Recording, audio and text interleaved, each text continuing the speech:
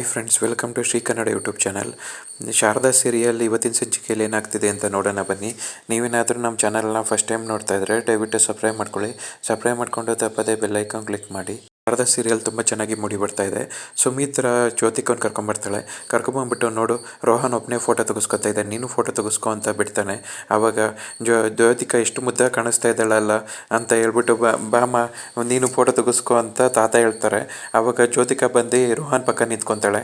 ಆವಾಗ ಮನೆಯವರೆಲ್ಲರೂ ನೀವಿಬ್ಬರು ಫೋಟೋ ತೆಗೆಸ್ಕೊಳ್ಳಿ ಅಂತ ಹೇಳ್ಬಿಟ್ಟು ಹೊಂಟೋಗ್ತಾರೆ. ಮನೆಯವ್ರಿಗೆಲ್ಲ ಎಷ್ಟು ಒಳ್ಳೆ ಬುದ್ಧಿ ಅಲ್ವಾ, ನಾವಿಬ್ಬರು ಫೋಟೋ ತೆಗೆಸ್ಕೊಳ್ಳಿ ಅಂತ ಎಲ್ಲರೂ ಒಳಗಡೆ ಹೊಂಟೋದ್ರು. ನಾವಿಬ್ಬರು ಫೋಟೋ ತೆಗೆಸ್ಕೊಳ್ಳೋಣ ಬಾ ಅಂತ ಹೇಳ್ಬಿಟ್ಟು ಹೆಗ್ಳು ಮೇಲೆ ಕೈ ಹಾಕ್ಕೊಂಡು ಕ್ಲೋಸ್ ಆಗಿ ಫೋಟೋ ತೆಗೆಸ್ಕೊತಾ ಇರ್ತಾನೆ. ಆಮೇಲೆ ಅವನು ವಿಚಿತ್ರವಾಗಿ ಬಿಹೇವ್ ಮಾಡ್ತಾ ಇರ್ತಾನೆ, ಸೊಂಟು ಕೈ ಹಾಕೋದು ಆ ಥರ ಎಲ್ಲ ವಿಚಿತ್ರವಾಗಿ ಬಿಹೇವ್ ಮಾಡ್ತಾ ಇರ್ತಾನೆ. ಅದನ್ನ ನೋಡ್ಬಿಟ್ಟು ಶಾರದನ್ ತುಂಬ ಕೋಪ ಬರ್ತಾ ಇರುತ್ತೆ. ಇವನು ಏನು ಈ ಥರ ಬಿಹೇವ್ ಮಾಡ್ತಿದ್ದಾನಲ್ಲ ಅಂತ ಬೈಯೋದಕ್ಕೆ ಅಂತ ಹೋಗ್ತಾ ಇರ್ತಾಳೆ. ಆವಾಗ ಕೈ ಹಿಡ್ಕೊಂಡು ತರಿಸಿದ್ದು ಎಲ್ಲಿಗೆ ಹೋಗ್ತಿದ್ದೀರಾ ಅಂತ. ನೋಡಿ ಸರ್, ಅಲ್ಲಿ ಓಪನ್ ಸ್ಪೇಸಲ್ಲಿ ಅಲ್ಲಿ ಒಬ್ಬ ಕ್ಯಾಮ್ರಾಮ್ಯಾನು ಇದ್ದಾನೆ, ಎಷ್ಟು ಹೆಂಗೆ ಬಿಹೇವ್ ಮಾಡ್ತಿದ್ದಾನೆ ಅವನು ಅಂತ ಹೇಳ್ತಾಳೆ. ಅವ್ರಿಗೆ ಅವ್ರ ತಪ್ಪು ಅರಿವಾಗೋ ಟೈಮ್ ಇವತ್ತು. ಇವಾಗ ನೀವೇನು ಮಾತಾಡೋಕ್ಕೆ ಹೋಗಬೇಡಿ, ಅವ್ರು ಮಾಡಿದ ತಪ್ಪು ಅವ್ರಿಗೆ ಅರ್ಥ ಆಗಲಿ, ನೀವು ಸುಮ್ಮನೆ ಇರ್ರಿ ಅಂತ ಹೇಳ್ತಾರೆ. ಆವಾಗ ಸರ್, ನನ್ನ ಕೈಯಲ್ಲಿ ಸುಮ್ಮನೆ ಇರೋಕ್ಕಾಗ್ತಿಲ್ಲ, ಒಂದು ಹೆಣ್ಣು ಹುಡುಗಿಯಾಗಿ ಇನ್ನೊಂದು ಹೆಣ್ಣು ಹುಡುಗಿ ಕಷ್ಟ ಆಗ್ತಾಯಿದ್ರೆ ನನ್ನ ಕೈಯಲ್ಲಿ ಸುಮ್ಮನೆ ಇರೋಕ್ಕಾಗ್ತಾಯಿಲ್ಲ ಅಂತ ಹೇಳ್ತಾರೆ ಶಾರದಾ. ಆವಾಗ ನೀವು ತಲೆ ಕೆಡ್ಸ್ಕೊಬೇಡಿ ಶಾರದವ್ರೆ, ಕೆಲವೊಂದು ಸತಿ ನಮಗೆ ಕಣ್ಣಿದ್ರೂ ನಾವು ಗಾಂಧಾರಿ ಆಗಬೇಕಾಗತ್ತೆ ಅಂತ ಹೇಳ್ತಾ ಇರ್ತಾನೆ. ಅದು ಹೆಂಗೆ ಸರ್ ಅಂತ ಕೇಳ್ತಾ ಇರ್ತಾಳೆ. ಈಗ ನೋಡಿ, ನಿಮ್ಗೆ ಎಲ್ಲರೂ ನಿಮ್ಮ ಗಂಡನ ಥರ ಇರೋಕ್ಕಾಗತ್ತಾ ಅಂತ ಹೇಳ್ತಾನೆ. ಆವಾಗ ಶಾರದಂಗೆ ನಗು ಬರುತ್ತೆ. ಏನು ಸರ್, ಈ ಟೈಮಲ್ಲೂ ಜೋಕ್ ಮಾಡ್ತಾ ಇದ್ದೀರಾ ಅಂತ ಹೇಳ್ತಿರ್ತಾರೆ. ಫ್ಯಾಮಿಲಿಯವರೆಲ್ಲ ಬರ್ತಾರೆ, ಅವ್ರ ಜೊತೆನೂ ಎಲ್ಲ ಫೋಟೋ ತೆಗೆಸ್ಕೊತಾರೆ. ತಗೊಂಡಾದ್ಮೇಲೆ ಇಲ್ಲಿ ಮುರಳಿ ನಿಂತಿರ್ತಾನೆ. ಏನು ಮಾಡೋದು, ಈ ಎಂಗೇಜ್ಮೆಂಟ್ ಹೆಂಗೆ ನಿಲ್ಲಿಸೋದು, ಈ ಎಲ್ಲಿ ಸಿಗದಿರೋ ಇನ್ಫಾರ್ಮೇಷನ್ ಇಲ್ಲ, ಅದರೆಲ್ಲರೂ ನೋಡ್ತೀನಿ ಇರು ಅಂತ ಹೋಗಿ ನೋಡ್ತಾನೆ. ಅದರಲ್ಲಿ ಒಂದು 2 ಐಡಿಯಾ ನೋಡ್ಬಿಟ್ಟು ಇದೆಲ್ಲ ಚೆನ್ನಾಗೇ ಇಲ್ಲ ಅಂತ ಅಲ್ಲೇ ಓಡಾಡ್ತಾ ಇರ್ತಾನೆ. ಅಲ್ಲಿ ಇಬ್ಬರು ಹೆಂಗಸರು ಮಾತಾಡ್ತಿರ್ತಾರೆ. ಅಲ್ಲಿ ಒಂದು ದಿವಸ ಎಂಗೇಜ್ಮೆಂಟ್ ನಡಿಬೇಕಾದ್ರೆ ಆ ಡೈಮಂಡ್ ರಿಂಗ್ ಕಳೆದೋಯ್ತು ಅಂದ್ಬಿಟ್ಟು ಎಂಗೇಜ್ಮೆಂಟ್ ಏನು ನಿಂದೋಯ್ತು ಅಂತ ಮಾತಾಡ್ಕೊತಿರ್ತಾರೆ. ಆಹಾ, ಎಂಥ ಐಡಿಯಾ ಕೊಟ್ರಮ್ಮ, ಸೂಪರ್ ಆಗಿರೋ ಐಡಿಯಾ, ನಾನು ಇದನ್ನೇ ಯಾಕೆ ಮಾಡಬಾರ್ದು. ಉಂಗುರನ ಕದ್ಬಿಟ್ಟು ಶಾರದ ಮೇಲೆ ಹಾಕ್ಬಿಟ್ಟ ಅಂದರೆ ಶಾರದನು ಮನೆಯಿಂದ ಗೆಟ್ಟೌಟು, ನನಗೂ ನನ್ನ ಕೆಲಸ ಆಗುತ್ತೆ ಅಂತ ಯೋಚನೆ ಮಾಡ್ತಾ ಇರ್ತಾನೆ. ನನ್ನ ಅಪ್ಪ ಅಮ್ಮ ಬಂದ್ಬಿಟ್ಟು ಎಂಗೇಜ್ಮೆಂಟ್ ರಿಂಗ್ಗಳಿದೆ ತಗೊಳಮ್ಮ, ಇದನ್ನು ತಗೊಂಡು ಸೇಫಾಗಿ ಇಟ್ಕೋ, ಎಂಗೇಜ್ಮೆಂಟ್ ಟೈಮಲ್ಲಿ ತಗೊಬಂದು ಕೊಡು ಅಂತ ಹೇಳ್ತಾರೆ. ಆವಾಗ ಶಾರದಾ ಅದನ್ನ ರಿಂಗನ್ನು ಇಸ್ಕೊಂಡು ಒಳಗಡೆಗೆ ಹೋಗ್ತಾಳೆ. ದೇವ್ರೆ, ನಿನಗೆ ಎಷ್ಟು ಒಳ್ಳೆ ಬುದ್ಧಿ ಇದೆಯಪ್ಪ, ನನಗೆ ಈಗ ತಾನೇ ಯೋಚನೆ ಮಾಡ್ತಿದ್ದೆ, ಆಗಲೇ ವರ ಕೊಟ್ಬಿಟ್ಟಲ್ಲ ಅಂತ ಹೇಳ್ಬಿಟ್ಟು ಮುರಳಿಗೆ ತುಂಬ ಖುಷಿಯಾಗುತ್ತೆ. ಆ ಶಾರದನ ಹಿಂದಿಂದನೇ ಹೋಗ್ತಾ ಇರ್ತಾನೆ. ಪಾರಿಜಾತ ಜ್ಯೋತಿಕನ ಕೈ ಹಿಡ್ಕೊಂಡು ಕರ್ಕೊಂಬರ್ತಾ ಇರ್ತಾಳೆ. ನೋಡಿದ್ರಾಗೇನೆ ಯಾವ ಥರ ಬಿಹೇವ್ ಮಾಡ್ತಾನೆ ಅಂತ, ಅವನು ಅಷ್ಟೊಂದು ವರ್ಷಾಗಿ ಬಿಹೇವ್ ಮಾಡ್ತಿದ್ದಾನೆ ಅಂತ ಹೇಳ್ತಿರ್ತಾಳೆ.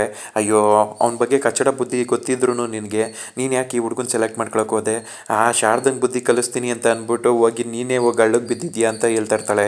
ಇದೆಲ್ಲ ಬಿಡಿಗ್ರಾಣಿ, ಇವಾಗ ಯಾಕೆ ಎಲ್ಲಿಗೆ ಕರ್ಕೊಂಡು ಹೋಗ್ತಾ ಇದ್ದೀರಾ ಅಂತ ಕೇಳ್ತಿರ್ತಾಳೆ.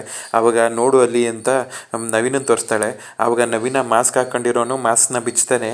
ಓ ನವೀನ, ನೀನು ಯಾಕೋ ಇಲ್ಲಿಗೆ ಬರೋಕ್ಕೆ ಹೋದೆ, ಎಲ್ಲೋ ಅವಳು ಎಲ್ಲಿ ಅಂತ ಕೇಳ್ತಾಳೆ. ಅವಳು ಆಚೆ ಕಡೆ ಇದ್ದಾಳೆ, ನಾನು ಇಲ್ಲಿಗೆ ಬಂದಿದ್ದು ಅಪ್ಪನ ಬಗ್ಗೆ ವಿಚಾರಿಸೋದಕ್ಕೆ ಅಂತ ಹೇಳ್ತಾನೆ. ಅವಾಗ ಅವಳಿಗೆ ಟೆನ್ಷನ್ ಆಗ್ತಾ ಇರುತ್ತೆ. ಅವ್ರ ಅಪ್ಪಂಗೆ ಆಕ್ಸಿಡೆಂಟ್ ಮಾಡಿದ್ದ ನೆನ್ಪು ಮಾಡ್ಕೊತಾ ಇರ್ತಾಳೆ. ಅವಾಗ ಏನೂ ಆಗಲ್ಲ ಕಣೋ, ನಂಗೆ ಈ ಎಂಗೇಜ್ಮೆಂಟ್ ಒಂದು ಈ ಕೆಲಸ ಮುಗ್ದೋಗ್ಬಿಟ್ಲಿ, ಇದು ಮುಗಿದಾದ್ಮೇಲೆ ನಾನು ಇಷ್ಟು ಕೆಲಸ ಅಪ್ಪನ ಹುಡ್ಕೋದೇನೆ, ಅದನ್ನು ಮಾಡೋಣ, ಸ್ವಲ್ಪ ಸುಮ್ಮನೆ ಇರು ಅಂತ ಹೇಳ್ತಾ ಇರ್ತಾರೆ.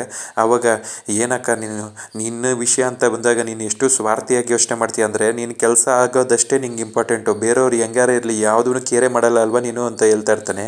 ಅವಾಗ ನೀನು ಏನೋ ಇದೊಂದನ್ನು ಅರ್ಥ ಮಾಡ್ಕೊಳ್ಳೋ, ಇದು ಇವತ್ತೊಂದು ದಿವಸ ಈ ಕೆಲಸ ಮುಗ್ದೋಗ್ಲಿ, ನಾಳೆಯಿಂದ ನೀವು ಅಪ್ಪ ಹುಡುಗ ಕೆಲಸನ ನೋಡ್ಕೊಳ್ಳೋಣ ಅಂತ ಹೇಳ್ತಿರ್ತಾಳೆ. ರಮ್ಯಾ ಇಲ್ಲೇ ಇದ್ದಾಳೆ ತಾನೆ ಅಂತ ಕೇಳ್ತಿರ್ತಾಳೆ. ಅವಾಗ ಹೌದು, ಇಲ್ಲೇ ಆಚೆ ಕಡೆ ಇದ್ದಾಳೆ, ನೀನು ಯಾವಾಗ ಸಿಗ್ನಲ್ ಕೊಡ್ತೀಯ ಅವಾಗ ಒಳಗಡೆ ಕರ್ಕೊಂಬರ್ತೀನಿ ಅಂತ ಹೇಳ್ತಾನೆ. 3 ಜನ ಮಾತಾಡ್ತಾ ಇರೋದನ್ನು ದೂರದಲ್ಲಿ ನಿಂತ್ಕೊಂಡು ಶಾರದಾ ನೋಡ್ತಾ ಇರ್ತಾಳೆ.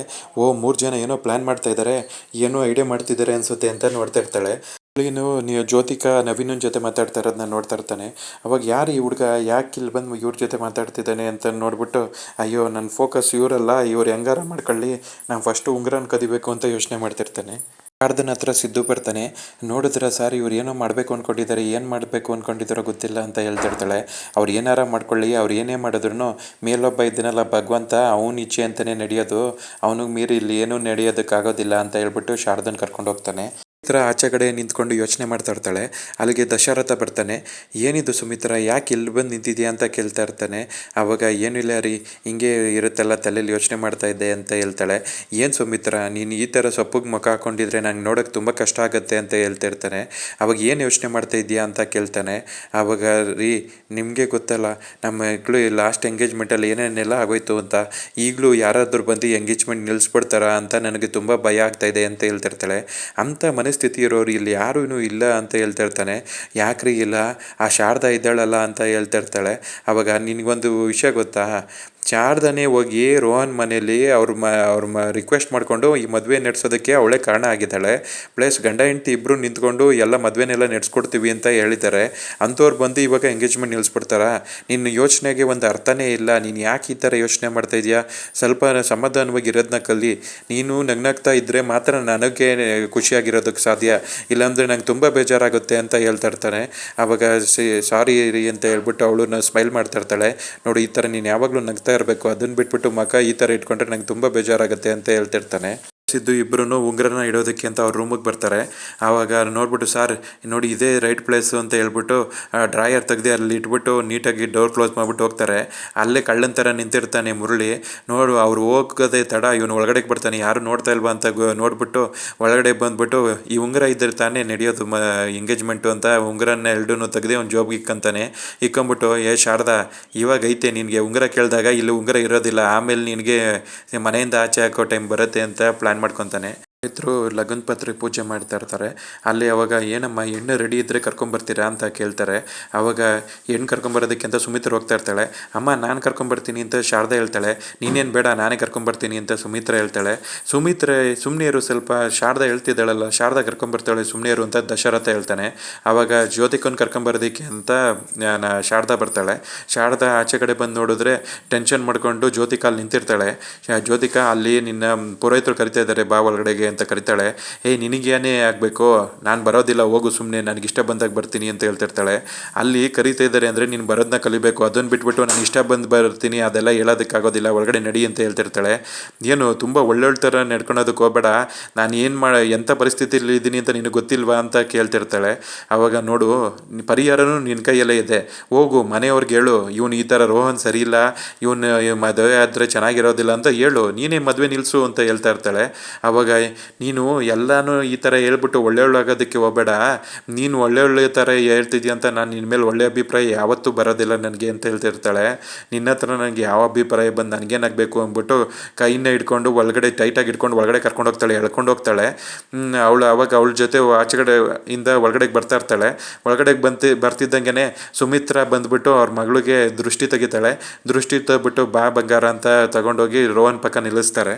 ಅವನು ಮತ್ತು ಜ್ಯೋತಿಕಾ ಇಬ್ಬರೂ ಅಲ್ಲಿ ಒಟ್ಟಿಗೆ ನಿಂತ್ಕೊಂಡು ಅಲ್ಲಿ ಪೂಜೆ ನಡೀತಾ ಇರ್ತಾರೆ. ಆವಾಗ ಅಲ್ಲಿಗೆ ಪಾರಿಜಾತ ಬರ್ತಾಳೆ. ಪಾರಿಜಾತ ಫೋನಲ್ಲಿ ಮಾತಾಡ್ತಿರ್ತಾಳೆ.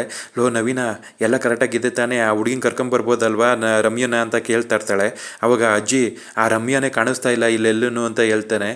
ಅಲ್ಲೇ ಎಲ್ಲೋ ಇರಬೇಕು ಹುಡುಕೋ ಅಂತ ಹೇಳ್ತಾಳೆ. ಇಲ್ಲೆಲ್ಲೂ ಕಾಣಿಸ್ತಾ ಇಲ್ಲ ಅಜ್ಜಿ, ಅದಕ್ಕೆ ನಾನು ಹೇಳ್ತಾ ಇರೋದು ಅಂತ ಹೇಳ್ತಾನೆ. ಅವಳಿಲ್ಲ ಅಂದರೆ ಇವಾಗ ಎಂಗೇಜ್ಮೆಂಟ್ ನಿಲ್ಲಿಸೋದಕ್ಕೆ ತುಂಬ ಕಷ್ಟ ಆಗೋದೆ ಕಣೋ, ನಿಮ್ಮ ಅಕ್ಕನ ಜೀವನನೇ ಹಾಳಾಗ್ಬಿಡುತ್ತೆ. ಪಾರಿಜಾತ ಹೇಳ್ತಾ ಇರ್ತಾಳೆ. ನಾನು ಏನು ಮಾಡಲಿ, ಇಲ್ಲಿ ರಮ್ಯಾ ಸಿಗ್ತಾ ಇಲ್ಲ ಅಂತ ಹೇಳ್ತಾನೆ. ಆವಾಗ ಇಮಿಡಿಯೇಟ್ಲಿ ಜ್ಯೋತಿಕನ ಹತ್ರ ಬಂದ್ಬಿಟ್ಟು, ಅಲ್ಲಿ ಆ ರಮ್ಯಾ ಕಾಣಿಸ್ತಾ ಇಲ್ಲ ಕಣೆ ಅಂತ ಹೇಳ್ತಾಳೆ. ಆವಾಗ ಎಲ್ಲೂ ಹೋದ್ಲು ಅಂತ ಟೆನ್ಷನ್ ಮಾಡ್ಕೊತಾ ಇರ್ತಾಳೆ. ಆವಾಗ ಏನು ಬೇಬಿ, ಎನಿ ಪ್ರಾಬ್ಲಮ್ ಅಂತಾನೆ ಇವನು ಏನೋ ಮಾಡಿರಬೇಕು ಅಂತ ಜ್ಯೋತಿಕಂಗೆ ಡೌಟ್ ಬರುತ್ತೆ. ಆವಾಗ ರಮ್ಯಾ ಕಾಣಿಸ್ತಾ ಇಲ್ಲ ತಾನೇ, ಅವಳು ಕಾಣೋದಿಲ್ಲ ಬಿಡು, ನನಗೆ ಅವಳು ಬಂದೇ ಬರ್ತಾಳೆ, ಇಲ್ಲಿ ಎಡವಟ್ಟು ಮಾಡ್ತಾಳೆ ಅಂತ ತುಂಬ ಚೆನ್ನಾಗಿ ಗೊತ್ತಿತ್ತು ಅಂತ ಹೇಳ್ತಿರ್ತಾನೆ. ನಿನ್ನ ಹತ್ರ ನಾನು ಸುಮ್ಮನೆ ಬಿಡೋದಿಲ್ಲ ಕಣೋ ಅಂತ ಮನಸ್ಸಲ್ಲೇ ಅನ್ಕೊತಾ ಇರ್ತಾಳೆ. ನೀನು ಇವಾಗ ನನ್ನ ಮದುವೆ ಆಗೋ ಹುಡುಗಿ ಒಂಚೂರು ಬೇಜಾರು ಮಾಡ್ಕೊಂಡಿದ್ದಾಳೆ ಅಥವಾ ಕೋಪದಲ್ಲಿದ್ದಾಳೆ ಅಂದರೆ ಅವಳನ್ನ ಸಮಾಧಾನ ಮಾಡೋದು ನನ್ನ ಕರ್ತವ್ಯ, ಸ್ವಲ್ಪ ಸಮಾಧಾನವಾಗಿರು, ಎಂಗೇಜ್ಮೆಂಟ್ ಮಾಡ್ಕೊಳ್ಳೋಣ ಅಂತ ಹೇಳ್ತಾ ಇರ್ತಾನೆ. ಆಮೇಲೆ ಮತ್ತೆ ದಶರಥ ಇಬ್ಬರು ಮಾತಾಡ್ಕೊತಾ ಇರ್ತಾರೆ. ನಮ್ಮ ಜ್ಯೋತಿಕಾ ಎಷ್ಟು ಮುದ್ದಾಗಿ ಕಾಣಿಸ್ತಾ ಇದ್ದಾಳೆ ಅಲ್ವಾ ರೆಡಿಯಾಗಿ ಅಂತ ವಿಮಲ ಹೇಳ್ತಾ ಇರ್ತಾಳೆ. ಆವಾಗ ದಶರಥ ಹೇಳ್ತಾನೆ, ಇವರಿಬ್ರದ್ದು ಮಾಡಿಸಿದ ಜೋಡಿ, ಆ ಹುಡುಗನೂ ಎಷ್ಟು ಒಳ್ಳೆಯವನು ಗೊತ್ತಾ, ಅವನಿಗೆ ಹುಡುಕಿದ್ರೂ ಒಂದು ನೆಗೆಟಿವ್ ಸಿಗೋದಿಲ್ಲ, ಅಷ್ಟು ಒಳ್ಳೆಯವನವನು. ಎಲ್ಲರಿಗೂ ದಾನ ಮಾಡಬೇಕು, ಪ್ಲಸ್ ಎಲ್ರಿಗೂ ಕನಿಕರ ತೋರಿಸ್ಬೇಕು, ಎಲ್ಲರನ್ನೂ ಪ್ರೀತಿಯಿಂದ ನೋಡ್ಕೊಬೇಕು, ಆ ಥರ ಎಷ್ಟೊಂದು ಒಳ್ಳೆ ಗುಣಗಳಿದೆ, ಅದನ್ನ ಕೌಂಟ್ ಮಾಡೋದಕ್ಕಾಗಲ್ಲ, ಅಷ್ಟು ಒಳ್ಳೆ ಗುಣಗಳಿದೆ. ನಮ್ಮ ಜ್ಯೋತಿಕಾ ರೋಹನ್ನ ಪಡೆಯೋದಕ್ಕೆ ತುಂಬ ಪುಣ್ಯ ಮಾಡಿದ್ಲು ಅಂತ ದಶರಥ ಹೇಳ್ತಾ ಇರ್ತಾನೆ. ಜೋಡಿ ಮಾತ್ರ ತುಂಬ ಚೆನ್ನಾಗಿದೆ ಅಣ್ಣ ಅಂತ ಹೇಳ್ತಾ ಇರ್ತಾಳೆ ವಿಮಲ. ಅವಾಗ ಅವರಿಬ್ರು ನೋಡ್ಬಿಟ್ಟು ತುಂಬ ಖುಷಿ ಪಡ್ತಾ ಇರ್ತಾರೆ. ಅಲ್ಲಿಗೆ ಪಾರ್ಟ್ 1 ಸಂಚಿಕೆ ಕಂಪ್ಲೀಟ್ ಆಗುತ್ತೆ ಫ್ರೆಂಡ್ಸ್. ನೀವೇನಾದರೂ ನಮ್ಮ ಚಾನಲ್ನ ಫಸ್ಟ್ ಟೈಮ್ ನೋಡ್ತಾ ಇದ್ದರೆ ದಯವಿಟ್ಟು ಸಬ್ಸ್ಕ್ರೈಬ್ ಮಾಡ್ಕೊಳ್ಳಿ. ಸಬ್ಸ್ಕ್ರೈಬ್ ಮಾಡ್ಕೊಂಡು ತಪ್ಪದೇ ಬೆಲ್ಲೈಕನ್ ಕ್ಲಿಕ್ ಮಾಡಿ. ಮುಂದಿನ ಸಂಚಿಕೆಯೊಂದಿಗೆ ಮತ್ತೆ ಭೇಟಿಯಾಗೋಣ ಫ್ರೆಂಡ್ಸ್. Thank you.